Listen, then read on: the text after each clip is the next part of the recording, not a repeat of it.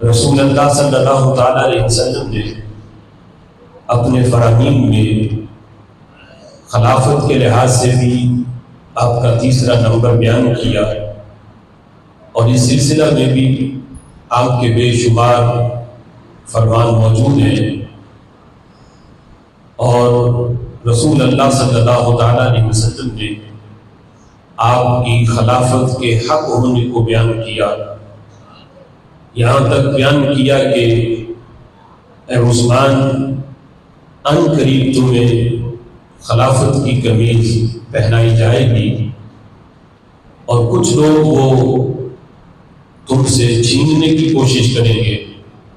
اتارنے کی کوشش کریں گے۔ اے عثمان، تم جان لینا تو قبول کر لینا، لیکن میری پہنائی ہوئی قمیض خلافت کی نہ اتارنا۔ تو اس فرمان سے اس بات کی طرف اشارہ ہے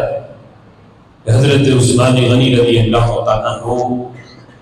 اس فتنوں کے دور کے اندر جب فتنے اٹھیں گے تو میرے آقا علیہ الصلوۃ والسلام اس بات کا اعلان کر رہے تھے کہ عثمان اس وقت بھی حق پر ہوں گے، اور جو ان کے خلاف جو لوگ اٹھیں گے وہ باغی قرار پائیں گے،